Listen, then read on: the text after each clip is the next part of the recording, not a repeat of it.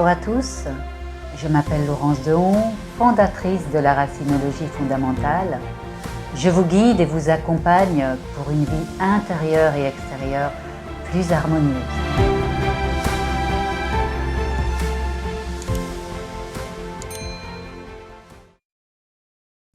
Quel acheteur es-tu? Le rapport à l'argent en dit long sur toi. Alors, reste jusqu'au bout avec moi sur cette vidéo et tu vas mieux te découvrir, mieux te comprendre. Je parlais au niveau de l'argent. Eh bien, l'argent, c'est quoi? C'est une énergie. C'est une énergie entre deux personnes. Et il faut en fait que cette énergie, elle soit positive pour chaque personne. Il faut que chacun y trouve son compte. Et aussi, c'est une énergie de communication entre le donner et le recevoir. Et en même temps, ça va permettre de voir quel est le rapport avec toi, avec ton moi intérieur. Quelle est la valeur que tu te donnes? Quelle est l'estime que tu te donnes? Quelle est la confiance que tu te donnes? Si je repars un peu en amont, je vais partir un petit peu au niveau de l'argent, la manière dont Freud décrivait cette notion d'argent. Eh bien, lui, il faisait une symbolique entre l'argent et les stades prégénitaux. Alors, c'est quoi les stades prégénitaux? C'est le stade oral et le stade anal. Les stades prégénitaux, ce sont des stades où l'enfant n'a pas encore conscience de ce stade oral et de ce stade anal. Il va tout confondre. Il est vrai que le nourrisson, il peut jouer avec ses excréments, il peut mettre à sa bouche de la terre, de la colle, tout ce qu'il a autour de lui. Il ne fait pas la différence entre les deux. Eh bien, Freud, il utilisait ça pour donner le rapport à l'argent. Donc, on va partir sur le stade oral. Le stade oral, c'est quoi? Ça va être le rapport entre maman et son nourrisson. Quand je parle de ça, c'est comment l'enfant est accueilli. Parce que le nourrisson, lui, il n'arrive pas à scinder. C'est un papier collé avec sa mère. Il a sa mère en lui. Comme il a faim, comme il a soif, comme il a envie de manger, envie de boire. Donc lui, c'est du papier collé. Et en fait, eh bien, ça va être la même chose. Et on va aller voir quel est le rapport que maman a avec son enfant. Donc si elle s'en occupe beaucoup, si elle est en excès, si elle est fusionnelle, ou plutôt si elle est avec des peurs, des angoisses, des retenues. Eh bien, si on le déplace au niveau de l'argent, eh bien là, on va pouvoir apparaître chez l'enfant où on s'en est beaucoup occupé, on va avoir l'enfant qui va accumuler sa notion d'argent. Il va vouloir avoir de l'argent sur son compte, il voudra trouver un travail où il peut accumuler cette notion d'argent. De l'autre côté, si maman a eu des peurs, des angoisses, des retenues, eh bien là, on va être avec la peur de manquer. Si maintenant je te parle au niveau du stade anal, alors ça va être représenté comment? Le stade anal, c'est aussi évidemment l'échange entre le nourrisson et maman. Pourquoi? Parce qu'en fait, le nourrisson, pour remercier maman, il va lui donner son cadeau le plus précieux. Et pour lui, puisqu'il n'a pas d'argent, on est bien d'accord que le nourrisson, il est là et il ne sait rien faire, eh bien son cadeau le plus précieux, ce sont ses excréments. Et on va aller voir justement comment maman, elle a accueilli cette notion de cadeau, cette notion d'échange. Est-ce qu'elle a félicité son enfant? Est-ce qu'elle a été dans l'ouverture? Est-ce qu'elle lui a toujours dit mais que c'était très bien? Est-ce qu'elle l'a encouragé? Alors l'enfant, lui, il va être justement dans cette énergie au niveau de l'argent, de s'ouvrir à plein de choses avec plus tard l'argent qu'il aura. Par contre, si maman a été dans le côté où c'est pas fait comme il faut, c'est pas au milieu du pot, ça a été à côté. Si elle fait des réprimandes, si elle lui dit c'est pas bien, tu fais mieux, il faudra faire mieux la prochaine fois, si elle l'humilie son enfant par rapport au cadeau précieux qu'il lui a donné, eh bien là, l'enfant va développer au niveau de l'argent, une retenue, une peur.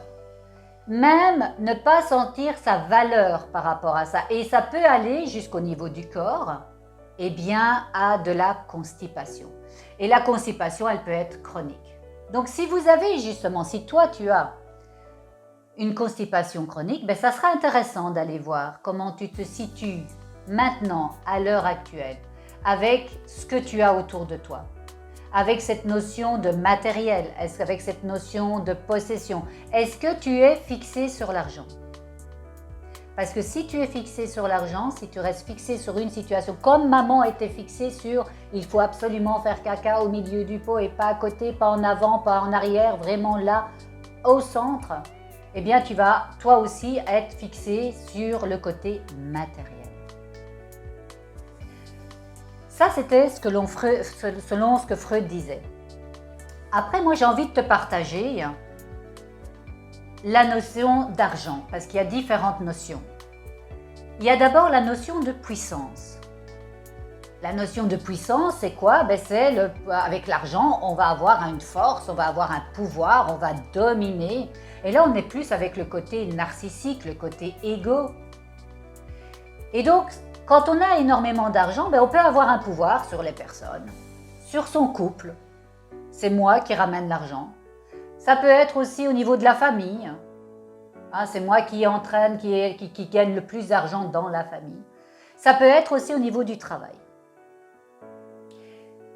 Ensuite, on peut trouver aussi la notion de sécurité, de protection. C'est-à-dire que je vais faire en sorte que sur mon compte, il y ait toujours de l'argent et que je sois toujours en positif. Je vais faire comme les vieilles personnes, je vais accumuler mon bas de laine. Vous savez, tu sais, les personnes, elles fonctionnent de cette manière-là. On entend souvent ça. Moi, j'ai besoin d'accumuler mon bas de laine pour, si jamais il arrive quelque chose, que j'ai la poire pour la soif. On nous parle aussi de cette manière-là. Eh bien ça, on est dans le côté sécurité et protection. Et enfin, on peut utiliser l'argent par plaisir. Mais à un moment donné, ça peut dériver et avoir un côté malsain. Pourquoi? Parce qu'en fait, on va tellement acheter que ça va être surtout pour remplir un vide, un manque intérieur. Et donc là, on est dans le côté compensatoire. Alors maintenant, on va voir quel acheteur tu es. Il y a 5 sortes d'acheteurs. Il y a l'acheteur compulsif. L'acheteur compulsif, eh bien, comme je te le disais avant, c'est celui qui va acheter pour compenser son vide intérieur, pour compenser un manque intérieur. Donc, on est dans cette compensation. Il va avoir besoin d'acheter tout le temps. Puis, il y a aussi l'acheteur débiteur. Alors, lui, c'est différent. L'acheteur débiteur, c'est celui qui va acheter, qui va continuer à acheter, même s'il n'a plus rien sur son compte. Il va continuer à acheter. Ça peut être acheter une télévision, en même temps faire un prêt pour partir en vacances et puis acheter des vêtements. Même s'il est en danger financièrement, il va continuer à acheter parce que chez lui, il éprouve une certaine jouissance en faisant cela. Puis il y a l'acheteur donneur. L'acheteur donneur, c'est celui qui va donner, qui va acheter pour donner. Donc pour faire plaisir aux gens, pour se sentir reconnu, pour se sentir aimé. Donc évidemment, c'est il n'arrive pas, quand il fonctionne comme ça, c'est qu'il n'arrive pas à se reconnaître et à s'aimer lui-même. Et puis ensuite, on a l'acheteur radin. Alors, l'acheteur radin, ça va être différent. L'acheteur radin, il va acheter et il va accumuler dans son patrimoine. Donc ça peut être des immeubles, ça peut être des cadres, ça peut être des statues. En fait, il va accumuler chez lui une puissance et à un moment donné, ça va faire partie de son sang. C'est comme s'il transmettait à travers tout ce qu'il achète, ça fait partie de lui, de sa personnalité, de qui il est. C'est vraiment en adéquation avec son sang, c'est son identité. Et puis enfin, on a l'acheteur dévalorisé. Et l'acheteur dévalorisé, lui, il va acheter autant qu'il ne dépense. Mais par contre, quand on va lui demander quelle est sa valeur, il ne va pas savoir la donner. S'il devait donner un prix par rapport à ses dons, à ses compétences, à ses capacités, il va être incapable de le faire. Et donc là, on est vraiment par rapport à quelque chose qui est extérieur, où il achète, où il dépense, mais quand c'est par rapport à lui-même, ça ne va plus être possible. Et là, on est dans l'acheteur dévalorisé. Donc tu vois, je t'ai donné 5 sortes d'acheteurs. Quelle sorte d'acheteur tu es toi? Acheteur compulsif? Acheteur radin? Acheteur donneur? Acheteur débiteur? Acheteur dévalorisé? Je t'invite toi-même à faire ton petit examen intérieur et à voir plus ou moins où tu te situes. Il y en aura un qui va sortir du lot. Après avoir vu les notions avec l'argent, aller voir comment tu te situes toi en tant qu'acheteur, eh bien on va aller voir aussi le domaine parental. Parce que évidemment, là aussi, on va retrouver des informations. Tu vas pouvoir toi aussi te situer et voir comment tu es par rapport à l'argent en allant voir dans ton passé, en allant voir dans ton vécu, en regardant tes parents, comment eux, ils étaient avec cette notion d'argent. Si tu avais des parents qui avaient une relation tout à fait normale avec l'argent, eh bien toi, tu vas avoir une relation saine avec l'argent. Par contre, si tu as des parents qui ont eu des difficultés avec l'argent, qui ont eu des difficultés à joindre les deux bouts, qui ont eu les huissiers, qui ont eu des conflits, qui étaient avec des faillites, avec des dettes, eh bien là, toi, soit tu vas reproduire le même schéma, ou alors tu vas faire en sorte de dire « Ah non, moi je ne veux pas, donc je vais aller dans l'autre côté et je vais faire en sorte à ne jamais tomber en faillite, ne jamais avoir des problèmes d'argent. » Mais d'un côté ou de l'autre, tu seras toujours avec une énergie de combat. Et puis la troisième, c'est que tu as la possibilité d'avoir reçu tout ce que tu voulais. Tu claquais des doigts et hop, tu désirais quelque chose et tu l'avais. Et on appelle ça l'enfant roi.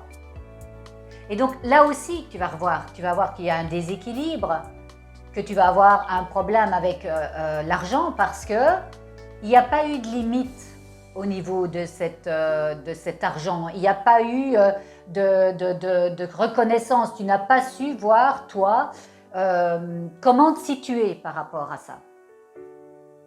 Donc, si je fais un tout petit résumé au niveau de l'argent, et comme j'ai pu dire avant, eh bien, on est avec cette notion d'argent, c'est toujours voir comment toi, tu peux te situer. Est-ce que donc il faut retourner au niveau de ton modèle parental, comme je viens de l'expliquer, au niveau de ton vécu, de ton passé.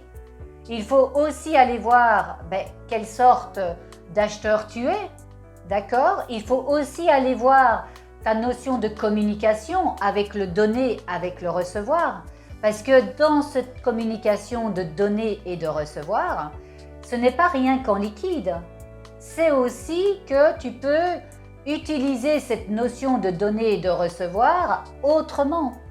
Si je parle au niveau du donner, tu peux donner ton temps, tu peux donner ton savoir, tu peux donner tes capacités, tes compétences. Et dans le côté recevoir, est-ce que toi tu as facile à recevoir un cadeau, un plaisir, une offrande? Vraiment être dans ce côté donner et recevoir. Et pour que tu aies l'argent qui circule facilement, il faut que ce soit en équilibre dans ce donner et dans ce recevoir.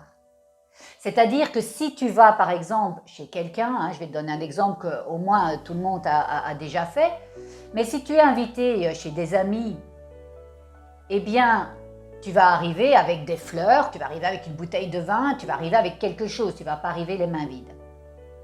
Eh bien, si les personnes qui te reçoivent, quand elles ouvrent la porte et qu'elles voient que tu es avec des fleurs ou avec une bouteille de vin, et qu'elles te disent « Ah mais non, il fallait pas, non, on t'a pas invité pour ça, c'est gentil mais il fallait pas ça », eh bien sache que les personnes qui te reçoivent, elles se ferment justement à ce côté recevoir. Et donc, elles ne vont pas être en équilibre au niveau de l'argent. Ce qui est important, c'est de pouvoir avoir autant de donner que de recevoir. Et en même temps, c'est d'aller voir aussi comment tu te situes avec ton moi intérieur. avec la valeur que tu te donnes, avec l'estime que tu te donnes, avec vraiment tous tes dons, tes talents et tes capacités. Et vraiment d'aller voir, toi, quel salaire tu te donnerais, quelle est la valeur vraiment, même financière, quelle est la valeur financière que tu te donnerais. Et c'est là qu'on peut voir si tu as un rapport sain avec l'argent ou si tu as des difficultés avec l'argent. Si tu te mets à un haut niveau ou si tu te mets à un niveau bas. Enfin, alors la notion de haut et bas est pour chacun différente, mais c'est vraiment par rapport à toi-même. Voilà ce que je pouvais te dire par rapport à l'argent. Et donc si tu veux changer la dynamique, eh bien nous pouvons ensemble le faire en accompagnement dans la racinologie fondamentale. On ira justement aller voir tes freins, aller voir quels sont le chemin que tu utilises, comment toi tu te vois et comment tu te situes. Et on va pouvoir ensemble ouvrir la porte pour que l'argent rentre plus facilement vers toi et que tu puisses justement vivre une vie harmonieuse dans tous les sens du terme et à tous les niveaux. J'ai été ravie de passer ce petit moment en ta compagnie et j'espère que tu as pu te situer, que tu as pu voir quel était l'acheteur que tu étais.